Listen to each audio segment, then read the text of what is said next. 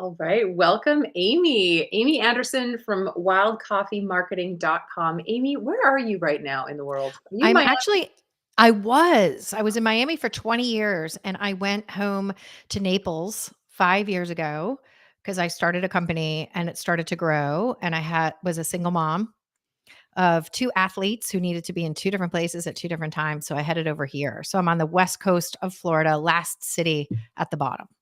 Nice, nice. I'm actually Yeah. headed to Florida in a week. I'll be in Orlando for a week. So when I looked at your LinkedIn, I saw that you were in Miami. I was like, interesting. Yes, I'm still over there once a week, if you can believe it. So it's about 2.5 hours. My business partner is located there. I think I have about 8 employees located in Southeast Florida. The other 12 are around the country. But it's a 2 hour drive through the Everglades. It's so relaxing. I love it. And I still have clients and business I do over there. So Awesome. Well, tell us about your business. How did this business idea come to you and when did you start it and all that good stuff? sure. So I have done nothing but marketing for the last 30 years. Went to college for English literature and art history. So go figure. I mean, that's back when liberal arts degrees were sort of valued and we were less vocationally oriented than a lot of people coming up in their careers are now. And I got a job at 17 Magazine in New York City. Did you ever read it? Do Oh, you yeah. remember it? So it was a pretty cool first job, but I didn't know what I was doing. I was in the promotions and marketing department there. And then it was just this really interesting journey about what I valued as a marketer, right? Print was interesting, but you have readers per copy, subscription rates, right? So I ended up taking a job at Calvin Klein in broadcast. And broadcast made more sense to me at the time because you had Nielsen ratings. You could at least use a little bit more of a data driven approach to who's listening and viewership. Yeah. And then the internet came out. So here now you know how old I am. And I really wanted to be in like pure play media that was just based online. And so I joined the original group that started nytimes.com in the mid 90s. And there my love sort of began of media and of digital. And so I was a corporate person. I was in corporate marketing teams, never worked at an agency, was Mhm. never a consultant. I never had a side hustle. I was not an entrepreneur. And then I was 42 and getting divorced Mhm. and had to support myself. And I had 2 little boys. Mhm. So I actually was at a crossroads at that point and said, I can stay on a corporate marketing path, but not see them as much, especially living in Miami. We used to travel a lot then. It was a Latin American outpost for a lot of companies. Or I can try to go out on my own. And my parents were actually my angel investors. Oh, wow. That's fantastic. Yes. And they said, we'll give you 12 months to be self sufficient and we will pay your bills. And so I had all my minimums paid for. So I had food and I had a car payment. And I started hustling. And within 12 months, I was self sustaining for my family. So I didn't mean to go and do this. I think I did it more out of necessity. Mhm. And I also learned one of the hardest lessons was that, just because you're really good at something, as I believed that I was in marketing, doesn't mean you're equipped to run a marketing firm. It's 2 totally different skill sets, as I have learned over the last 6 years, but I think that you just have to stay really open. I mean, I'm really in HR, Mhm. finance, Mhm. operations, sales and business development, and the marketing is a much smaller piece as we've grown from 2 of us to 20 of us. Okay. Wow, that's really cool. So did you start up with your current business partner back with the beginning of that year where your parents were helping out? Yes. Well, I started the first year, I was on my own, and then he started consulting, I started consulting.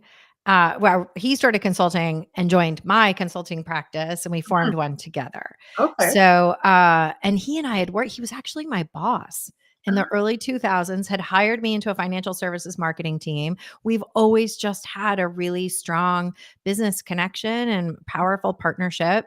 Our skills complement each other. So he was with me, pretty close to the beginning. Awesome. Wow. And then where does the name Wild Coffee Marketing come from? What's the story Ah, behind that? well, when I was trying to find my way again after, the kids were in school, I had this time, I had a need to support myself and I knew I had to write a plan. So I Mhm. actually went to one of my closest friends in Miami and said, will you hold me accountable and have breakfast with me 2 weeks from today? And in that breakfast, I'm going to present my business plan. And so as I was working on my business plan in my office, in my house in Miami, there was a plant that kept growing up over the windows. And it's a plant native to South Florida and it's called wild coffee. So it's not the coffee you brew, it's not Arabica, but it has these bright shiny berries and these shiny leaves and it grows like a weed. And always had to be cut back with a machete. And I just felt like it was a really interesting metaphor for what I was trying to create Yeah. and what I was trying to create for my clients as a marketing consultant and sort of outsourced team firm. Wow, cool. So what are some of the things, take us back to that first year when you were just given her. Take us back to some of the things you did that you're like, maybe I'll ask you two questions. First one is, what did you do that you would recommend every newer entrepreneur does? And then maybe we'll go to the don'ts after. Or maybe you can just mix them up in Yeah. this story. Well, yeah, putting myself out there was a challenge, you know. But I used the connections that I have with just people in my daily life and I spread the news. Mm, And so my first client, I actually hired me because I pitched her at the dog park in Coconut Grove in Miami. So I think just to always be telling and sharing what you're doing. And people will say, oh, I know somebody who might need that. Or, oh, or I'm starting a new venture. And I think that was the always selling, whether I was at the gym, whether I was part of my volunteer groups, whether I was at my children's school, is where I really sort of got my start and people started to hear about it. And that's the part too, where it's not marketing. When you start a company, you're selling yeah, all the time. And I yeah. still do it, Lindsay. I mean, I'm a relentless sort of sharer in that way and then I have built this business with my partner based on referrals. Cool. We've never really done direct outreach. As far as the don'ts, I really, so we act as outsourced CMOs for companies. Okay. Stretch Zone, have you heard of them? They're a stretching gym. They have 350 locations throughout the United States. Okay. And No, we started as their outsourced team. They wow. didn't have anyone in-house, and we helped grow them from 50 to 350, Wow. right? So those once you start to get sort of your hooks in there, then you can promote the good work that you're doing. But Nice. we are outsourced CMOs, and I believe in walking that talk that every business should really have an outsourced CFO Mm, because bookkeepers will look behind you and close the books for you and keep the books tidy, mm, but CFOs are looking forward. And I right. think one of the biggest things we need to do as entrepreneurs is cash forecast, Mm, especially as you start hiring, because you can roll invoices and payments if you have to. You mm, can't roll payroll. right. So 2 times a month, you have to make sure your coffers are full for Mhm. your team. And I think that was one of the most eye-opening aspects because I'd have friends who are marketing products and things like that. And I'm thinking, oh, they don't have this massive payroll, but that's my cost of goods, Mhm. is this amazing team that we've built. Right. So I guess pretend like we've sat down on an airplane together in first class and we're just having a chat and you're just literally telling me how you help people. Like, and you can tell that I'm your ideal client. So you can make up my character in this role Right. play. Like, Right. who am I? What do I got? What do I need from you? And how are you kind of pitching me? Right. Right. Right. Right. So I usually will share that I'm the co-founder of a marketing consulting firm. And we actually we don't really believe in the in-house marketing model anymore. It's really expensive, super hard for CEOs to hire and manage Mhm. a team of digital marketers. They don't know how to hold them accountable. They don't know what spaces they need to fill, what skill sets are required. So we actually act as the CMO and the outsourced team. So there are companies that don't even have to have marketing folks in house. They use us as their leadership. And private equity firms are now retaining us to help them grow companies that they acquire. So we're so rooted in strategy that we can go into a situation and say, okay, these are the 5 things that we need to do to grow. This is what profitable growth looks like from a marketing standpoint. Oh, and by the way, if you're in line with this strategy, I have an entire in-house creative team that does that. So it may sound weird, but we actually say that we help CEOs feel safe because there's a whole frontier of marketing now that Mm, is really, really hard to manage. And things are changing so fast. I mean, just with the rise of AI and how we're using it and how teams can be using it, I think you need to outsource to specialists, but they need to be fully integrated with your team and work really closely with you. right. And so we're on the airplane and I'm like, yep, now how do I work with you? Ah, Yeah. I love to dig into consultations and strategy. And that's where we really start, is to spend time with our prospective clients and with people we may want to do business with, who may want to do business with us. Sit down and audit sort of what's happening now, where your Mhm. targets are you reaching them? What is the formula Yeah. for marketing for your business? So that's a big piece, Lindsay, too, is that, we'll go in and look at a company that has recently been acquired and say, oh, well, this is the customer acquisition cost. Mhm. These are the leads we need to generate. This is where these people are. And then do all the branding foundation, right? So the first thing I would ask is, do you know who you are and what you're saying to the people who care? Mm. And that's where we really start, because you'd ask a lot of businesses, even CEOs, and I don't think they've done a lot of that foundational work Yeah. to really understand who their customer is. And then Mhm. it's a very simple formula, right? Who are they? What are their pain points? And what are you saying to them about how you solve it? Right. Right. Okay. And then are you targeting businesses that have a certain number of employees, or are some of these solo entrepreneurs who are getting ready to hire and they just want to do it right? We usually will do early stage ventures. Sometimes, if they've been funded, they've done a round of capitalization. Sometimes it helps when the founders have failed. Mm. Founders are very I'm a founder, I know. There's a certain founder CEO type, there's a professional CEO type. I am a founder. I'm so close to my business that I think I know all the things Mhm. a lot of the times. And founders who have hit some roadblocks, know what doesn't work and are open to sort of new strategies are good targets for us in early stage ventures. And then a lot of times we're working with folks from 5 to 100 million. Our sweet spot tends to be at 30 to 40. And Mhm. usually that's a company without a marketing person or with a solo marketing person in house. And I've seen them be very effective, but it's hard. Mhm. It's hard to be the writer, the designer, the Yeah. digital media buyer, the Right. social media organic content creator. It's Yeah. too many distinct roles for one person. Yeah. So we'll come in on a fractional basis and do a plug and play team depending on the need Right. of that person. Right. I'm always curious to know what women entrepreneurs do creatively, as far as like when you're maybe not, meeting deadlines in the business. um, and it sounds like you have people that do the marketing for Wild Coffee Marketing. So that wouldn't be a hat that you wear. But are you into writing? Are you into doing any sort of like graphic design? Like, do you ever talk to the people that do the marketing about the marketing at Wild Yes, I Coffee? Like, I how just got off the most amazing call this morning with my creative director. I actually don't believe in the role of the traditional creative director anymore because there's so much volume of content being created with social, with Mm, blogs, with emails. So I have one team that does social and sort of content, yeah, and they do some design, right? You can't do social without designing. So they do that. And then what we used to call, and we still sometimes call it high design, where I mm, have a creative director who's been with me for 5 years. We have an art director, we have freelance designers who sort of fill that team. I just had the most incredible conversation with her about a nonprofit that has a for-profit side that's franchising, that does meal packing mm, for communities around the country. And then that food that they pack as part of these events stays in the community. mm, So she actually did 4 logo versions for a new brand and mm. trying to elevate their brand, which is a little bit feels a little juvenile and cartoony when hunger is very serious. Yeah. But there's still a hopefulness to it and a light at the end of the tunnel and connections that we're making. So I just spent the last 45 minutes right before you and I jumped on going through sort of what her vision was for this brand, revisiting the messaging for it. So from a creative standpoint, yes, I'm super involved there. But my business partner and I had to divide and conquer. I think we had some like weird long-term 20-year business codependency going on where we went everywhere together.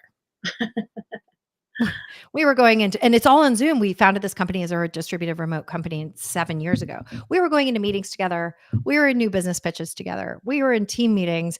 And one day, about 8 months ago, we were like, oh my God, like we have to separate and really just be honest about what our core skills are.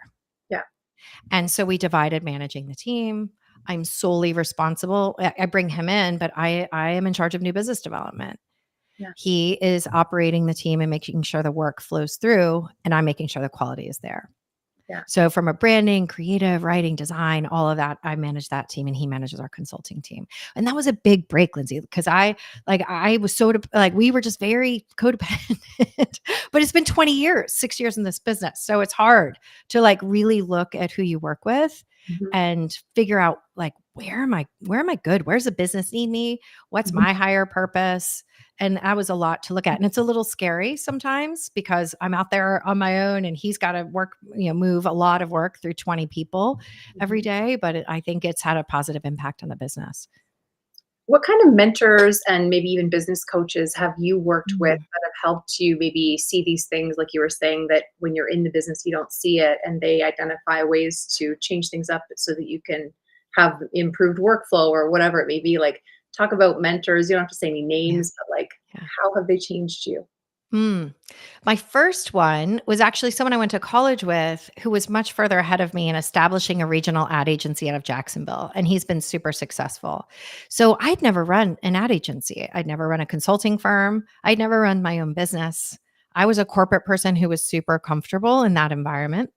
So, just from a billing, time tracking, sort of pricing standpoint, he was super helpful to me in that. So, I think everyone should have a mentor that's sort of in their area of expertise, right? Like almost like a subject matter vertical sort of mentor. Yeah. Then the CFO that we hired is also a former CEO. So he, over the last 2 years, has been really instrumental in just how we position ourselves, where sort of some space is for us in the market. I have had this dream for years of working with private equity firms Mhm. and have them acquire these companies and add ons to those companies and having them turn around to us and say, hey, how do I grow this? Mhm.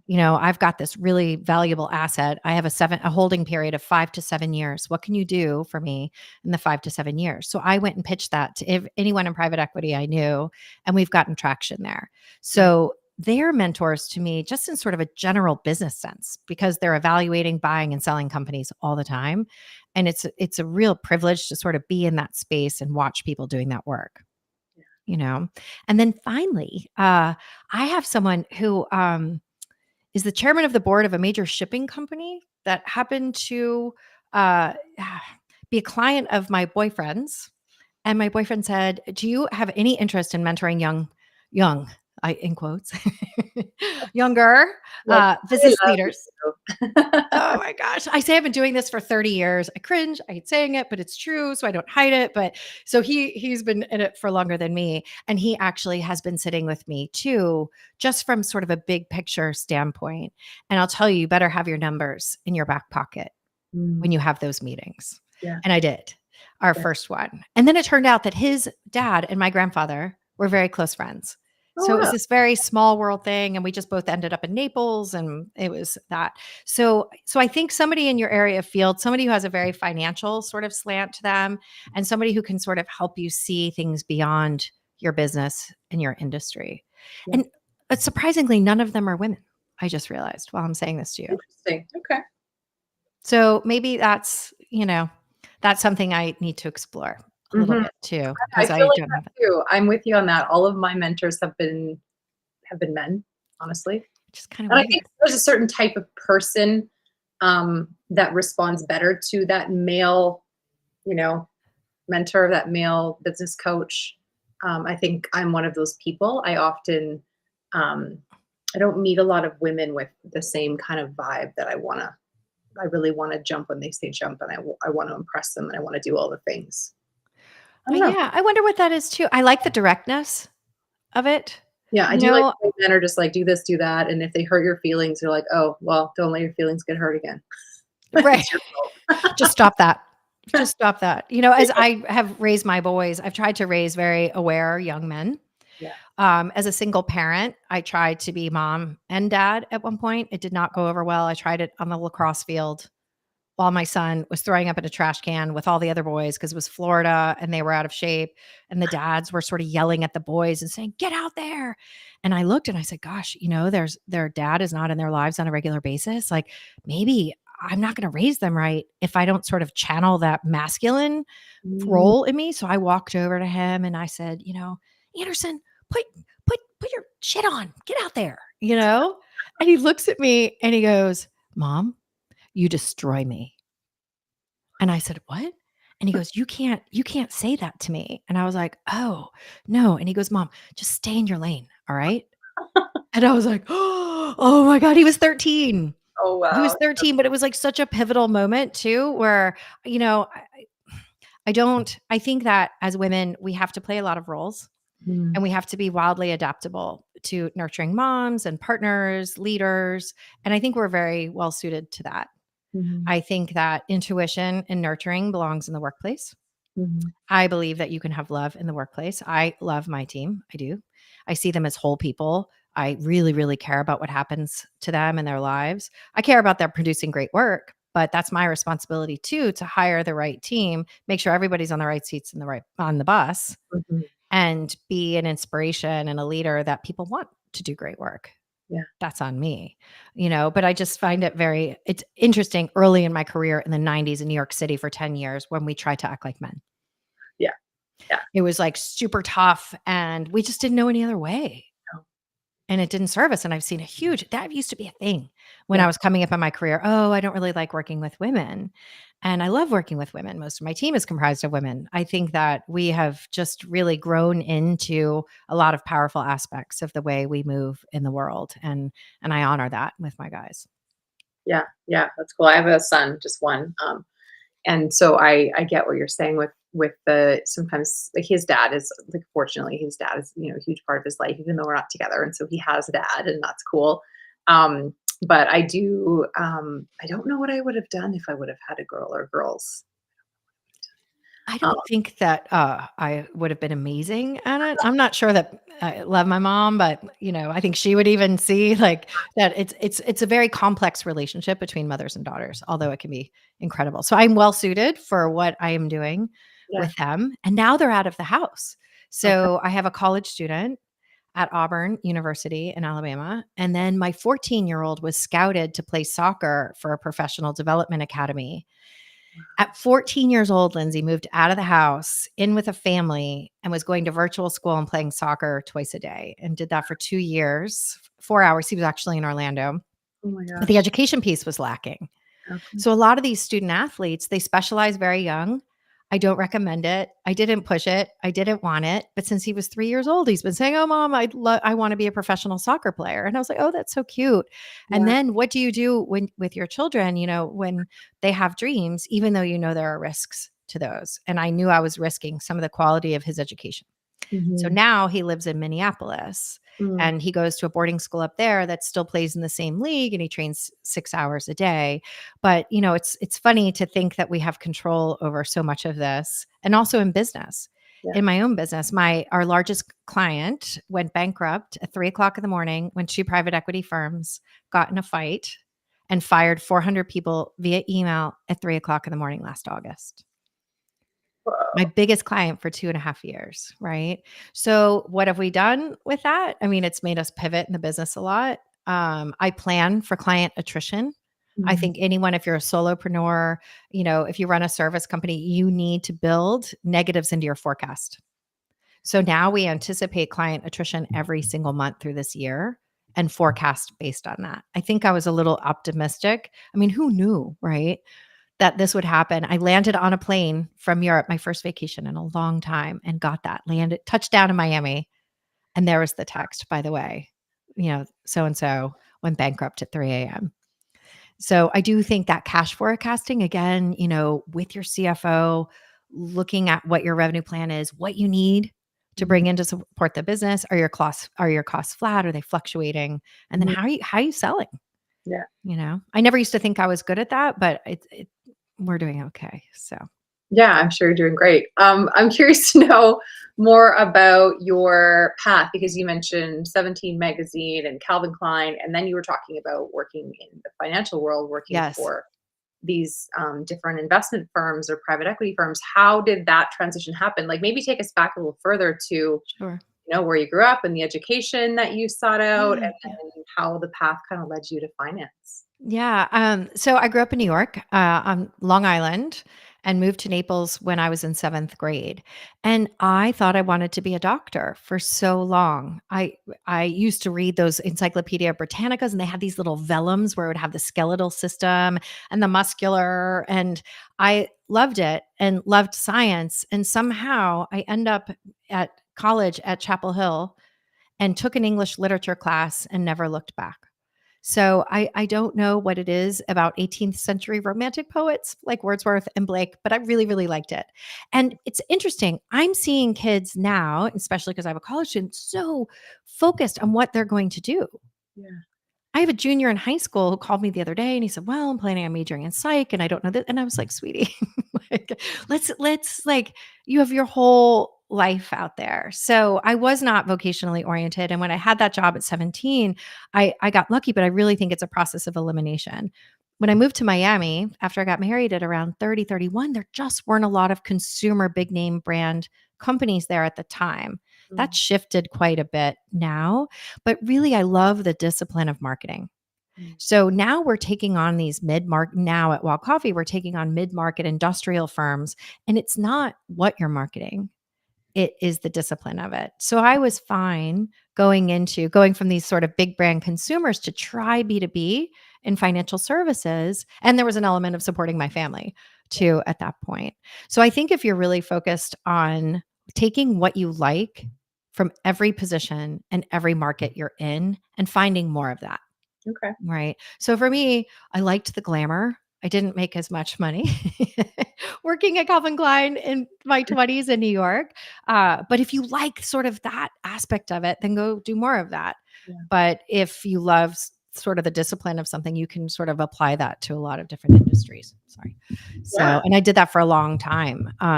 That was maybe 8 years that I was doing financial services marketing before I pitched my consulting, and my first client was a wedding planner.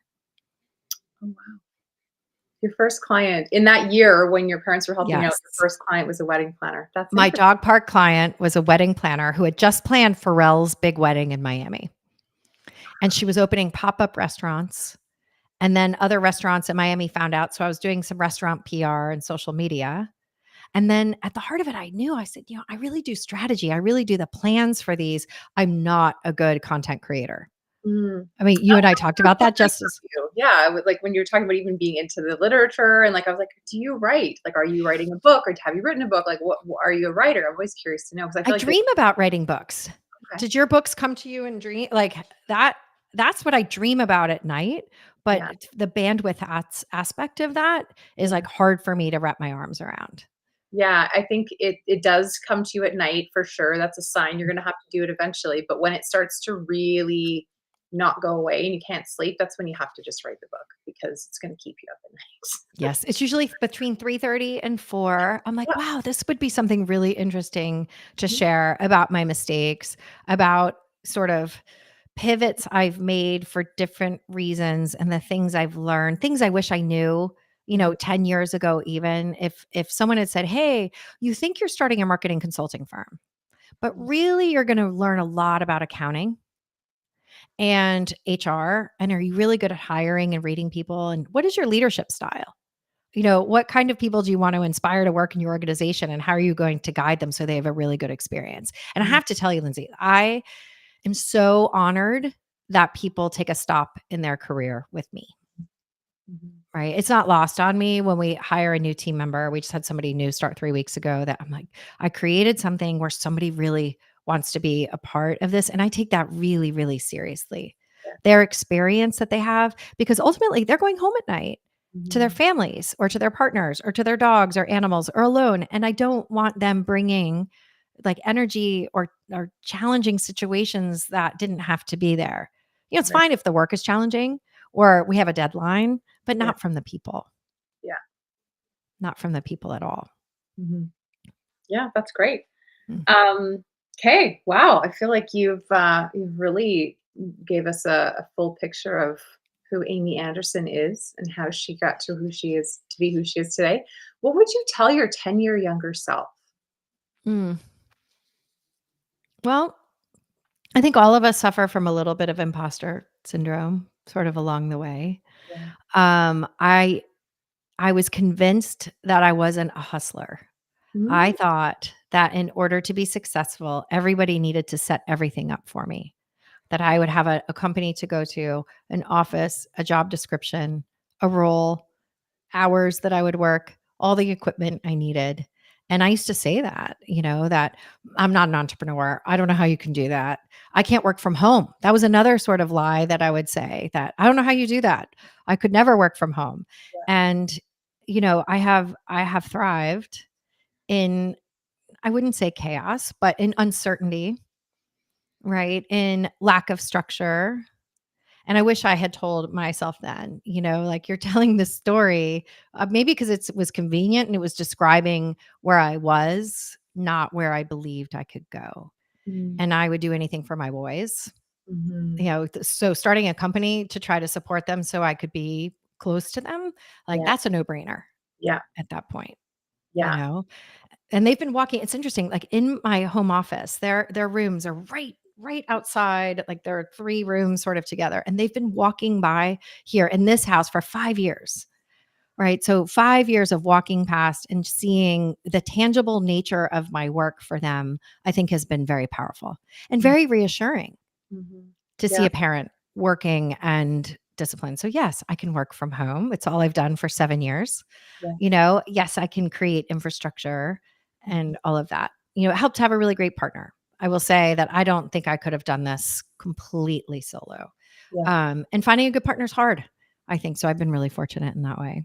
yeah, definitely. Well, But good a for lot of limiting talk, right? Well, That's it sounds like you had to really work through, like, if you were saying things out loud, like, "I'm not an entrepreneur and I can't work from home," like, that's where I was also kinda wondering with, I don't know, books that you've read or mentors that you've had, like, how have you broken those habits of saying things like that? Because you've obviously had to or you wouldn't be where you are today. Yeah, well, I think part of it's like survival, right? But then it's just changing the narrative a little bit, watching what you're saying, looking at your higher purpose. Mhm, And, my higher purpose was all about my boys mhm, and being there. But then it evolved. And then it said, well, wait, I've hired 2 people, I've hired 3, I've hired 4, I've hired 10, 15. Now, my purpose is always about them. mhm. But because I'm paying for education and tuition and all of those things, Yeah, uh, and what a joy. I didn't realize what a joy it would be to educate my children or to support them in the financial aspect of their pursuit of knowledge. yeah, And I love that they're intellectually curious and they're often that for that alone, I'm like, oh, okay, I did all right. you know, they want to learn that will serve them well. yeah, But now that the purpose feels more about, not only creating good work for clients, but really creating an environment where people get along really well. We have this notion called flip the turtle. And I'd flown everyone in 2 summers ago, and we were all in a meeting, and I had this really cool video, and it's Bob Seger playing Have a Little Help from My Friends. And this turtle is upside down and can't function. And all the other turtles run up and flip it over. So I was getting ready to show this video because to me, it was indicative of how the team is and what I want them to be. And the video didn't play. So what did they do? 3 of them came running up to the front of the room, right? And so they exemplified exactly what I was trying to show them, yeah, but it's part of our vernacular. They'll say, "Oh my god, you guys, we're gonna have to really flip the turtle this week." Like, we have 3 websites due in 9 days, so there's gonna be a lot of flipping the turtle.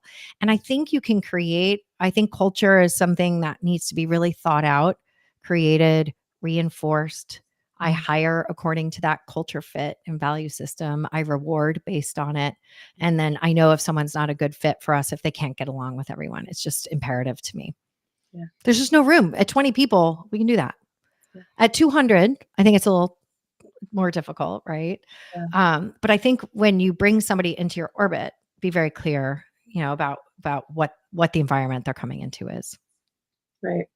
So how can we promote you? How can we, I guess, just stay in touch with you? What kind of things do you have coming up? Are you a speaker? Do you do speaking gigs? Do you have any kind of tools, resources you want fempreneurs to grab? Like, what kind of things do you have for Well, us? I love helping other women entrepreneurs if they are starting a business or they have a client that they're marketing. There's a way to sign up for a free consultation on our website at wildcoffeemarketing.com. So I love spending time with other folks and guiding them with strategy and sort of solving problems there. I'm getting more LinkedIn active. We actually just demoed a platform we're using that makes it really easy for my team to generate video and for my clients to do it. So it's really exciting, very simple technology, just like you'd look at Twitter and Mm, think, why didn't I think of that? It's 140 character, yeah. a platform similar to that. So on the Wild Coffee LinkedIn page, we're going to be doing a lot of video from the team. So I'm super excited about that. And Nice. then people can find me at Amy Anderson on LinkedIn. Awesome. I have connected with you on LinkedIn. So Yes. if you are not doing your own LinkedIn, someone else is, can you please make sure they accept that so that I can tag you in Yes. this and in the Absolutely. podcast? And yeah, that'd be awesome. Yeah. Well, I really appreciate you taking the time. It has been lovely to get to know you, and your story is really, really inspiring. And yeah, wildcoffeemarketing.com is where you can connect with Amy Anderson. And I'm Lindsay Berry, and you can connect with me at yycfempreneurs.com. All right. Bye for now, everybody.